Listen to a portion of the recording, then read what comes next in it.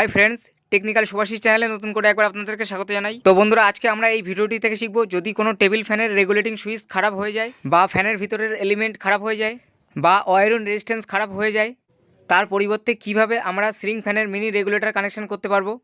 তো চলুন বন্ধুরা আর বেশি কথা না বাড়িয়ে ভিডিওটি শুরু করা যাক। সিলিং ফ্যানের মিনি রেগুলেটর কানেকশন করার জন্য আমরা প্রথমে টেবিল ফ্যানের নিচের অংশটি খুলে নেব। এখানে আমরা টেবিল ফ্যানের নিচে দুটি স্ক্রু দেখতে পাচ্ছি, এই স্ক্রু দুটি আমরা খুলে নেব।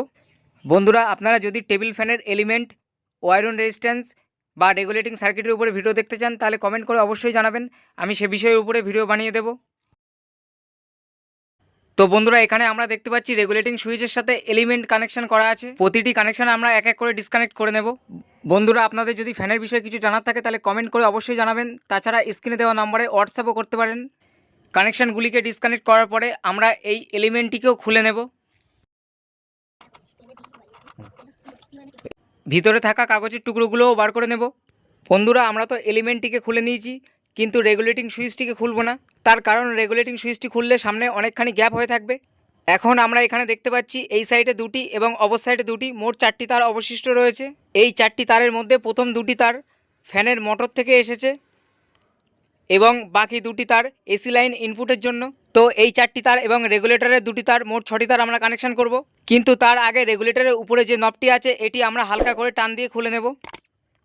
তারপর আমরা একটি নোজ প্লাসের সাহায্যে রেগুলেটরের নাটটিকে খুলে নেব। এরপর আমরা রেগুলেটরের উপরের কভারটিকে পিছন সাইড দিয়ে হালকা করে স্ক্রুড্রাইভার বা টেস্টের সাহায্যে চাপ দিয়ে খুলে নেব। তাহলে কিন্তু খুব সহজেই রেগুলেটরটিকে কভারের মধ্যে দিয়ে বার করে নিতে পারবো। এরপর আমরা রেগুলেটরটিকে ফ্যানের বডিতে বসানোর জন্য বেয়ার রুলের সাহায্যে ফ্যানের বডিতে একটি ছিদ্র করে নেব। তারপর রেগুলেটরটিকে ভিতরের সাইড দিয়ে ইনপুট করে নেব। এরপর আমরা রেগুলেটরের নাটটিকে খুব সাবধানের সাথে টাইট করে নেব। আপনারা খুব সাবধানের সাথে টাইট করে নেবেন, কারণ এটি কম টাইট হলে টোটাল সেট সমেত ঘুরে যাবে, আর বেশি টাইট হলে পেস্টটি কেটে যেতে পারে। তো আমি খুব সাবধানের সাথে টাইট করে নিচ্ছি। এবার আমরা রেগুলেটরের নবটিকে সেট করে নেব।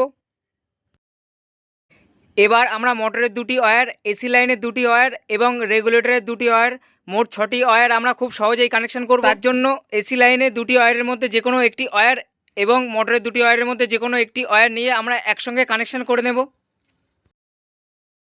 এরপর আমরা যদি এসি লাইনের অবশিষ্ট ওয়্যার এবং মোটরের অবশিষ্ট ওয়্যার এই দুটি ওয়্যারকে একসঙ্গে কানেকশন করে দিই, তাহলে সেক্ষেত্রে আমাদের ফ্যানটি ফুল স্পিডে ঘুরবে, এখানে কোনো রেগুলেটর কাজ করবে না।